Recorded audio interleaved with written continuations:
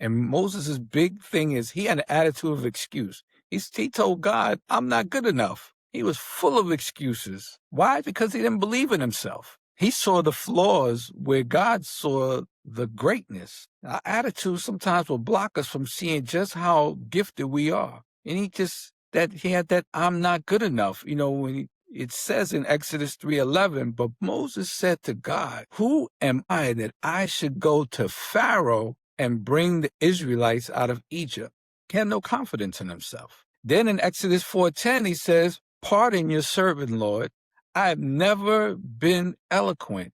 I am slow of speech and tongue. He didn't believe that he was good enough. He had a little bit of an impediment, and he used that as an excuse to have an attitude of not to follow the assignment that the Lord had given him. The Lord saw his ability, and the Lord saw what he didn't see in himself.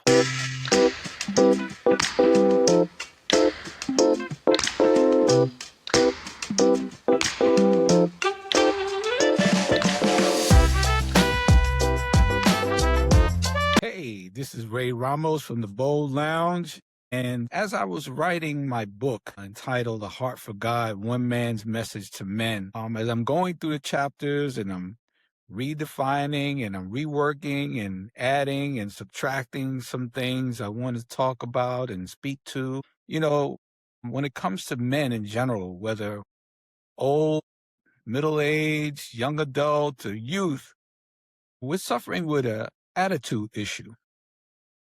And so I thought about possibly putting together a segment in which I could tackle a few points when it comes to our attitude. Do we have an attitude of gratitude? Are we gracious that we wake up every morning with a new, refreshed opportunity to be better versions of ourselves today than we were yesterday? Or are we wallowing in an attitude where there's confusion, there's anger, there's, wanting to blame others for our decisions and lack thereof? And so I want to talk about an attitude adjustment, which is the real battle within. And all of us as men, and I'm speaking to men today, need an attitude adjustment. So, when we talk about that, what is the key truth, right? Your attitude is not who you are. It's something you can change, right? I'll say it again. Your attitude is not who you are. It's something you can change. You can change your attitude. You can change your outlook, but there's some things you're going to have to readjust and rework. So, real talk, everyone has an attitude, whether it's good or whether it's negative. Everyone has an attitude. Sometimes it looks like this, right? Anger, I don't care mindset. You're dealing with truth issues. These are just a few of the things. Pride is another one. And shutting people out. All of those attitude attributes can be some things that take us down a path of where we find ourselves currently. But here's the truth, right? Your attitude can protect you or it can destroy your future. Your attitude can be reworked, reframed, in which it can protect you and help you to get through, or if you allow it, it can destroy your future because it won't let you see past those things I talked about, the anger, the pride, the I don't care mindset, the trust issues. And I want to highlight three biblical men, Moses, Jonah, and Paul. It's three men, three attitudes, but ultimately three lessons that we can learn, right? When you talk about, take Jonah, right? He had, I don't care about them attitude. He ran from his responsibilities. He didn't want others to win. He had the, I don't care about them. And the Lord talks about it in the Bible in Jonah 1:3. And it says, but Jonah ran away from the Lord and headed for Tarshish. In 4:1-2 of the same book of Jonah, it put, but it displayed or it displeased Jonah exceedingly, and he was very angry. For I knew that you are a gracious God and merciful, And the short story to this is God told Jonah to go to Nineveh, a city full of people doing wrong, and tell them to change.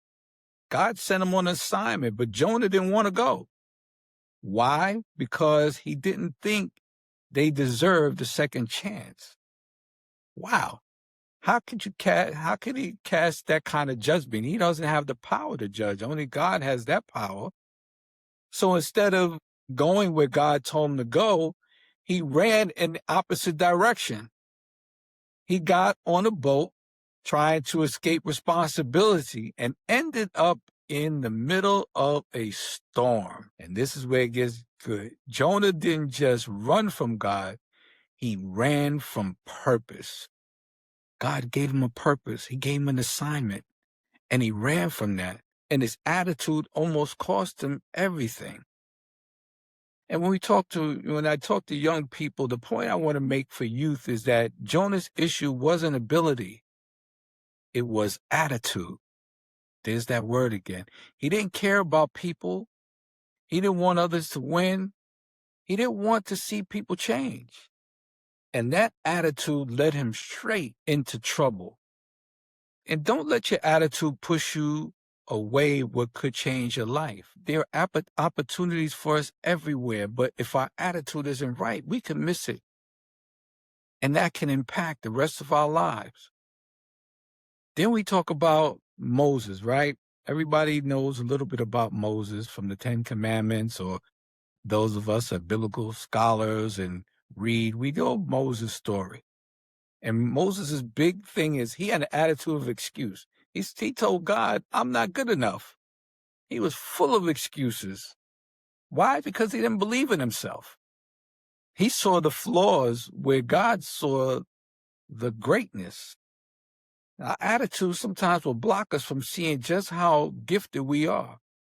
And he had that I'm not good enough. You know, when it says in Exodus 3:11, but Moses said to God, who am I that I should go to Pharaoh and bring the Israelites out of Egypt? He had no confidence in himself. Then in Exodus 4:10, he says, pardon your servant, Lord. I have never been eloquent. I am slow of speech and tongue. He didn't believe that he was good enough. He had a little bit of an impediment, and he used that as an excuse to have an attitude of not to follow the assignment that the Lord had given him. The Lord saw his ability, and the Lord saw what he didn't see in himself. And in short, the story is God chose Moses to lead an entire nation out of slavery. But Moses didn't see himself that way. Instead of stepping up, he started making excuses. I'm not good enough. I don't speak well. Send somebody else. Does that sound familiar? Have those of us been in that mindset? I know I have, being transparent. Moses wasn't lazy. He was insecure. He didn't believe that he had what it took, the ability. But God wasn't taking Moses to be perfect. God wasn't using Moses because he was perfect. He was asking him to be willing to trust and have faith. And our young people, you need to remember this. A lot of times what looks like attitude on the outside, again, is really fear on the inside. There goes that word again. Fear. Fear of failing. Fear of looking weak. Fear that you may mess it up. So instead of trying, you just shut it down. Instead of stepping up, you step away, you step back. We have to have the ability to know that we're going to make mistakes. We got to have that attitude adjustment to stay in the fight, to push forward, to persevere. Why? Because we learn some things about ourselves. We readjust our attitude. And the lesson here is insecurity can look like attitude, again, but it's really fear. And fear will keep you from becoming who you're meant to be if you don't confront it, if you don't overcome it.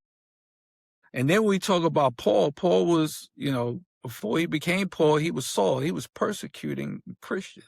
And his attitude was, I thought I was right. He thought in his mind what he was doing was right until he met Jesus on the road to Damascus.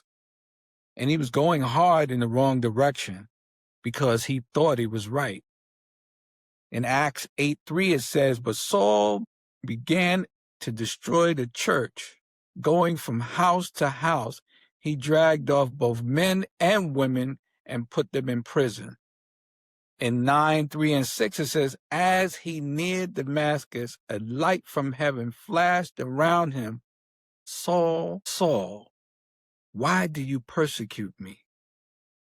That's when he met Jesus. That's when his story changed. That's when he saw the light, because he was with them. He was Saul before he became Paul. And Saul thought he was doing things the right way. He was locking people up, breaking into homes, dragging people into prison, and he believed he was justified. He was going hard, just in the wrong direction, though. Then the one day, everything changed on that road to Damascus. God stopped him in his tracks, blinded him, got his attention, and at that moment, Saul realized something. He realized, I've been wrong. Haven't we all been there? I know I was. And I tell that story all the time. My full name is Raymond, and Raymond did things that he thought was right, that he thought was good for him, but was not. Until I saw the light, until God put me in alignment with his assignment, and I became Ray. And Ray, when I think about it, is a ray of light, a ray of hope. And so Ray thinks differently. His attitude was different than Raymond. And in this case with Paul, instead of staying stuck in who he used to be, he changed. And he became one of the greatest leaders in the Bible. When we change our attitude, these are the things, these are the possibilities, which are endless. And again, for our young people listening, some of you are moving fast right now, making decisions, taking actions, living a certain way. But just because you're moving doesn't mean you're moving in the right direction. We need that checkup from the neck up.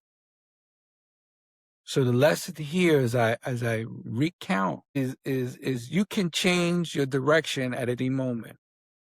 It doesn't matter where you've been. It doesn't matter what you've done. The moment you decide to turn, your life can begin to change, young people. You can be in a difficult spot right now. Some of you can be in prison, have been in prison, think that life is over for you.